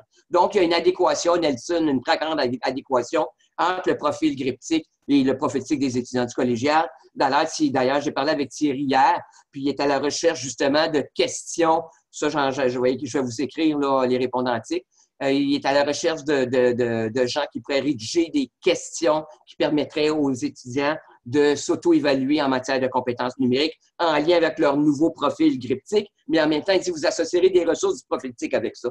Donc, c'est pour te dire qu'il y a vraiment là, un lien assez étroit là, entre les deux. Est-ce que ça a répondu à ta question, Nelson? Oui? OK. Est-ce qu'il y en a d'autres qui ont des questions? Est-ce que c'est clair? Êtes-vous découragé? Oui. J'ai pas une question, j'ai un commentaire, en fait. Oui. C'est qui qui parle? C'est Marie-Pierre Pinard du Collège Shawinigan. OK. Donc, j'ai posé la question, est-ce que tu vas rendre ta présentation disponible après? Oui. Oui. Puis, je sais pas si tu peux le faire rapidement parce que ça tombe vraiment pile pour moi parce que j'ai nouvellement une charge de cours à la formation continue au Collège Shawinigan pour un programme qui démarre. Premier cours va être le 25 février. C'est fonction de travail et principe de qualité. Puis, en regardant ce que tu faisais, je me disais, bien, je vais carrément intégrer dans mon plan de cours, justement, les éléments du profil TIC à côté dans le fond, des critères de performance, puis comme tenter là, vraiment une intégration parce qu'il semble avoir tous les outils pour que ça puisse se faire assez facilement. Okay. Fait que, tu sais, les corrélations que tu as faites entre les compétences, puis les compétences d'un plan cadre ou d'un plan de cours avec les habiletés, ça va être vraiment intéressant puis pertinent pour moi, là. Merci. OK, parfait. Marie, as-tu des commentaires, Marie Ménard? Ça va? Je suis pris en flagrant délit, mon téléphone vient de sonner. Ah, OK, correct, pas de problème. OK. Donc, il nous reste quelques minutes. J'aimerais ça, si vous le voulez bien, que je vous présente le projet Badge collégial. Nicole, Isabelle a posé sa question par écrit. T'as pas... Non, je ne la vois pas. Attends une minute. Isabelle, j'ai posé ma question. C'est quoi? Si tu remontes un peu plus haut. Modifier des plans cadres. Ici, oui, c'est une démarche qui doit nécessiter qu'un département se montre intéressé à ajouter à certains éléments de compétences déjà présents dans le devis ministériel. N'ont-ils pas la réaction de dire qu'ils vont manquer du temps? C'est certain, mais souvent, là, quand on demande, une des premières choses qu'on fait quand on décide d'intégrer le profil là, dans un programme d'études, c'est qu'on demande aux gens qu'est-ce qu'ils font déjà dans leur classe. Puis là, ils sont surpris de voir que quand ils font l'adéquation en ce qu'ils font faire déjà, puisque le profil propose, mon Dieu, que ça se ressemble d'une certaine façon. Les profs ils constatent à ce moment-là à quel point ils font déjà réaliser, développer des habiletés du profil TIC dans leur classe, mais pas nécessairement à l'intérieur d'un cadre conceptuel qui est validé puis qui est là pour les soutenir en leur fournissant des repères, comme je le disais tantôt, qui permettent de vérifier l'atteinte de l'habileté en tant que telle. Donc, c'est pas si... Je pense, la première étape, de toute façon, quand on parle d'intégrer le profil, c'est justement de voir, mais qu'est-ce qu'on fait déjà dans notre programme d'études? Et c'est surprenant de voir à quel point les étudiants le font déjà, mais pas nécessairement dans un contexte de concertation programme. Et je pense que la rencontre programme permet justement de voir qui fait quoi, qui le fait développer, qui le fait réinvestir, puis de s'assurer que chaque discipline participe à au moins 2 ou 3 ou une habileté ou un objectif du programme en tant que tel. Alors, c'est pas si décourageant que ça. Au contraire, la première étape d'intégrer est un peu soulageante. Puis, Isabelle, je te réfère entre autres à l'article dont je parlais sur intégrer le profil dans un cours ou un programme là, qui est paru dans la revue Pédagogie collégiale. Je pense que ça va te donner des pistes. Puis la référence est à la fin du diaporama. Fait que tu pourras cliquer dessus. J'espère que j'ai répondu à ta question. OK, parfait. Alors, dernière petite présentation. Donc, l'espace, le projet Badge collégial. Donc, mon dernier partage d'écran. Je partage. On va tourner au diaporama. Bon, description, si on l'a vu. Bon. Alors, bien sûr, là, souvent, les gens demandent, oui, mais comment évaluer puis reconnaître la maîtrise des habiletés du profil TIC? Et ça, on se l'est posé la question et on s'est rendu compte, entre autres, par le biais du projet Badge collégial, que c'était un défi qui pouvait être relevé tant dans un cours que dans un programme d'études. Alors, le projet de Badge collégial, c'était vraiment de se dire, on décerne, on voulait reconnaître puis valoriser la maîtrise des compétences numériques des étudiants en octroyant des badges associés aux prophétiques des étudiants. Et je sais qu'il y a des collèges qui réfléchissent à offrir des DEC+ dans certains programmes associés à la maîtrise des habiletés. Donc, un DEC enrichi en profil, entre autres, là, compétences numériques, etc.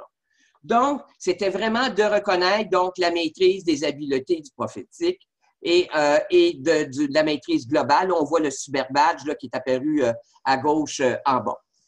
Donc, de la façon dont on s'y est pris, donc, vous le savez, un badge, c'est un artefact qui apparaît en ligne qu'un étudiant peut mettre donc en ligne dans sa page LinkedIn, dans sa page Facebook ou dans son espace et qui annonce qu'il maîtrise, qu'il a développé tel type de compétences. Et en cette ère, on est au 21e siècle, n'oubliez pas, le diplôme programme est intéressant, mais de plus en plus d'employeurs recherchent des employés qui, bien sûr, possèdent un DEC ou une BAC ou une maîtrise, mais aussi qui possèdent toutes sortes d'autres compétences. Les recherches d'employés plus experts dans certains domaines est beaucoup recherchée et le fait qu'un étudiant commence à accumuler des badges, qu'il puisse les mettre en ligne puis qu'ils viennent en complément à ses études, vient bonifier la valeur de des possibilités de cet étudiant-là. Alors, on s'est dit, nous autres, on va donc partir un projet où on se disait, on octroie un badge par objectif.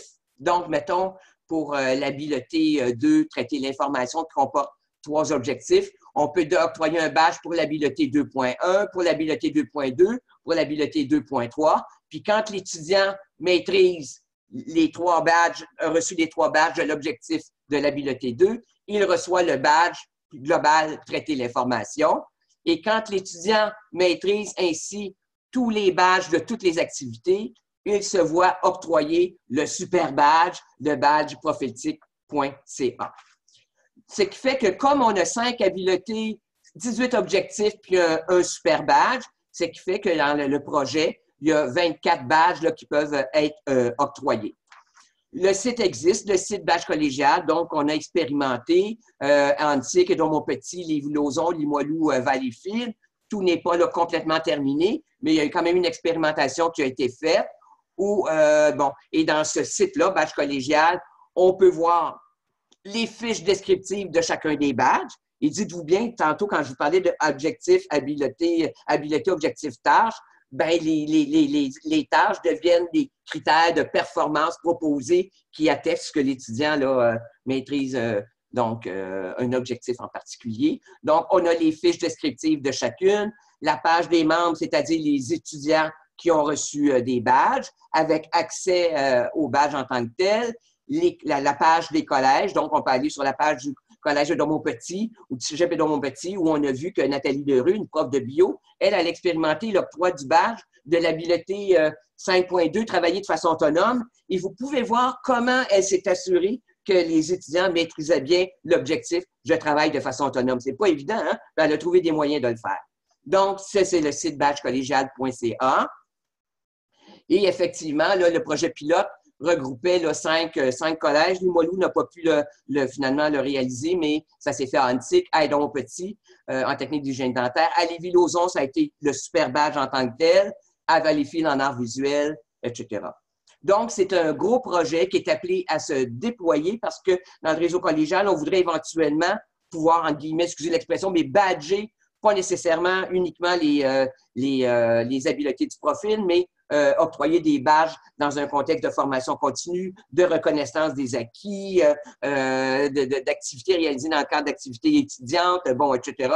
Nous autres, c'est l'expérimentation qu'on faisait en tant que telle avec le badge, avec le prophétique des étudiants, mais c'est un projet qui est appelé à se déployer. Pour ça, ce qu'on est en train de faire, c'est vraiment d'aller chercher l'adhésion des collèges par le biais des instances fédératives, les technologies d'information, la commission la CAP, la Commission des affaires pédagogiques qui réunit les directions des études, les affaires étudiantes, la formation continue, les directions générales, etc. Bien sûr, il faut que les enseignants adhèrent au projet. Il faut que les collèges aient leur propre autonomie, tant technologique que pédagogique. Il faut aussi, bien sûr, ça a généré des petits défis technologiques qui sont à relever. On a ça à faire. Et quant au financement, bien, ça va bien. On n'a pas d'espoir on devrait obtenir le financement qui nous permet d'aller plus loin dans ce projet-là. Alors, c'est un peu ça que je voulais vous présenter. J'arrête mon diaporama. Est-ce que vous avez, j'avais dit de 10h à 11h30, il est 11h33. Est-ce que, oui, mais c'est payant. Est-ce que le cas, non. Pour le moment, bon, Marie, tu demandes très intéressant. Non, nous autres, c'est gratuit. Cadre 21, nous autres, on est en train de l'expérimenter, l'IREPTIC, parce que pour le moment, Cadre 21 offre un accès gratuit au badge de Cadre 21, là, à leur propre badge, pour voir si éventuellement il ne pourrait pas y avoir une entente entre Cadre 21 puis le réseau collégial pour que l'accès soit gratuit pour les enseignants du réseau collégial. Ça a bien répondu à ta question, Marie? Parfait. Moi, j'aurais une question. Oui, Sophie. Oui, je suis du Cégep de Sherbrooke. Oui.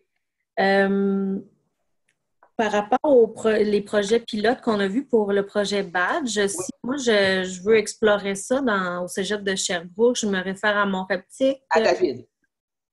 À quoi? Parle-en avec David. Avec David? OK, parfait.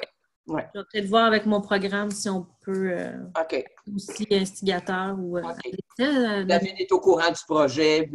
C'est une personne que j'apprécie beaucoup, là, je vais dire aussi à David. Là, fait que, oui, il est au courant du projet. Excellent. Merci beaucoup. OK. Nicole, j'ai une question. C'est Charles Lambert du Collège Montmorency. Oui, Charles Lambert.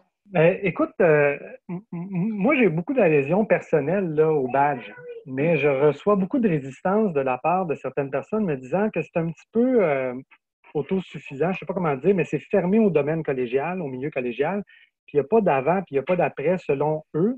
Je n'arrive pas à les convaincre dans le sens que les universités ont peu de regard par rapport à ça. Je comprends que les gens posent ça sur leur LinkedIn, mais c'est quoi la durée de vie véritable là, des badges? OK. Premièrement, on n'est vraiment pas les seuls. Puis d'ailleurs, dans notre phase de déploiement, là, ce que je veux faire, je me cherche quelqu'un qui va faire une revue de la littérature là-dessus. OK? Mais il y a vraiment, le déploiement, il se fait, entre autres, bon, sur le marché du travail, IBM, octroie maintenant des badges. Dans le milieu du travail, ça se répand beaucoup. Je sais que le monde universitaire a commencé à faire des pas de ce côté-là. Bien sûr, quand tu parlais, Marie, du projet de cadre 21, et à mon avis, je pense qu'on va tendre vers ça, Charles, avec, comme je te disais, les spécialisations, l'expertise qu'on recherche des gens maintenant dans le monde du travail. On ne veut plus seulement un DEC, on veut d'autres expertises, puis c'est les badges qui permettent de traduire ça. Tu parlais de durée de vie par rapport au badge du prophétique. Effectivement, on donne une date de péremption. Donc, on se dit que cette personne-là, c'est pas parce qu'elle sait traiter l'information en 2018 qu'elle sait encore traiter l'information en 2028. Hein? Donc, on donne une date de péremption de quelques années pour dire, bien, je m'excuse, mais si tu veux aller revoir ton badge, viens nous prouver que ça marche encore. Ce qui fait que notre déploiement de badge, puis maintenant d'octroi, bien là, on est tout en train de repenser, est-ce qu'on va donner de la formation en ligne pour que vous voyez automatiquement recevoir le badge, puis que quand le badge est expiré, que l'étudiant aille rechercher finalement la compétence qu'il disait qu'il avait développée pour pouvoir maintenir son badge qui soit encore accessible. Mais mon rêve, c'est que ça va plus loin que ça. J'aimerais que, en fait, le prophétique ne soit pas uniquement collégial. Ah non, OK. Qui touche, dans le fond, au profil d'entrée de l'étudiant qui vient du secondaire, puis du profil de sortie qui va à l'université ou sur le marché du travail. Que c'est un peu ça, c'est la reconnaissance d'un badge numérique qui va au-delà du milieu collégial. Parce que là, en ce moment, les employeurs ils connaissent très peu du profil TIC. Oui. Donc, l'étudiant qui s'en va sur le marché du travail après sa technique ne peut pas arriver et dire « Hey, regarde, j'ai des beaux badges. » Et l'employeur va peut-être dire « Je connais pas ça. » tu sais. OK. Je me fais un peu l'avocat du diable. OK. Mais ce que tu me fais ça me fait penser, nous autres, quand j'ai voulu embarquer dans le projet de badge, là, c'était une lubie, ça me faisait triper, puis bon, ça fait peut-être 3-4 ans de ça. Mais ça remontait aussi à une expérience que le Cégep de Drummondville avait faite il y a plusieurs années. Eux autres, les badges n'existaient pas à ce moment-là, mais pour les étudiants des programmes techniques, ils leur donnaient un certificat qui attestait que l'étudiant maîtrisait les habiletés de l'ancien prophétique des étudiants. Puis les employeurs, ils trouvaient ça super, le fun, de voir ça. L'étudiant qui allait en entrevue, j'ai mon DEC dans tel domaine, mais regarde, j'ai une certification qui dit que je maîtrise ces habiletés-là. Donc, pour moi, c'est un peu l'équivalent. Puis d'ailleurs, l'étudiant qui est dans son espace de badge peut imprimer ses badges sous forme de certificat. Donc, il peut transmettre ça à son employeur. Mais il y a encore un travail de sensibilisation à faire là, là-dessus. Mais je sais que c'est un projet auquel le réseau collégial semble vouloir adhérer et auquel le ministère aussi de l'Éducation qui nous subventionne semble vouloir adhérer aussi. Merci. Il n'y a pas de quoi, Charles. Questions, commentaires? Nicole? Oui? J'ai d'abord un gros merci. Je vois mon collègue Charles. Oui, ben oui. Sois pas inquiet, Charles. Je ne cherche pas ta job. Mais j'avais cette curiosité de voir le profil TIC. J'ai le document là, rendu devant ma face depuis des lustres. Puis le flash que je viens d'avoir, c'est il est travaillé exactement de la même manière dont on travaille les attitudes professionnelles. Et quand les gens posaient des questions sur comment on fait pour implanter, bien, j'ai très hâte de voir Charles demain parce que, écoute, je me dis, c'est exact, on devrait procéder exactement de la même manière parce qu'il est décliné en indicateurs au fond. Puis c'est ça qu'on est capable d'évaluer, d'enseigner, d'évaluer. Puis c'est ça qu'on est capable de distribuer dans l'ensemble du logigramme pour que ça se tienne. Et on l'a expérimenté avec les attitudes professionnelles. Ça peut très bien se faire. Et là, je réalise que les deux combinés ensemble, là, ça permettrait d'aller très loin. En tout cas, je vous dirais mais un gros merci. Bien, ça fait plaisir. Je vous ai fait à m'écrire si vous avez des commentaires. Là, je m'étais fait un sondage qui disait « Avez-vous apprécié l'activité? » Mais là, j'ai pas le goût de. On ne sait jamais ce qu'on peut voir. Là, fait que juste si vous avez des commentaires à faire, vous me les enverrez. J'ai pas le goût de voir l'évaluation tout de suite. Je vous envoie, je vais m'arranger, je vais vous écrire pour vous fournir, je vais déposer. Bon, le diaporama, là, il est, bon, je fais escape. Il contient aussi, je vais faire un partage, mais là, je ne partirai pas de diaporama, mais je vais juste vous montrer le diaporama. Il contient aussi beaucoup de diapositives cachées sur toutes sortes d'affaires. Est-ce que vous aimeriez avoir le diaporama uniquement avec les diapositives que je vous ai montrées ou avoir aussi tout le diaporama complet avec à la fin toutes les autres diapositives que j'ai cachées, les défis, les enjeux, intégrer le profil TIC, bon, etc. Est-ce que vous aimeriez avoir tout le diaporama ou seulement les diapositives qui ont été utilisées ce matin? Toutes? Tout? OK, parfait. Fait que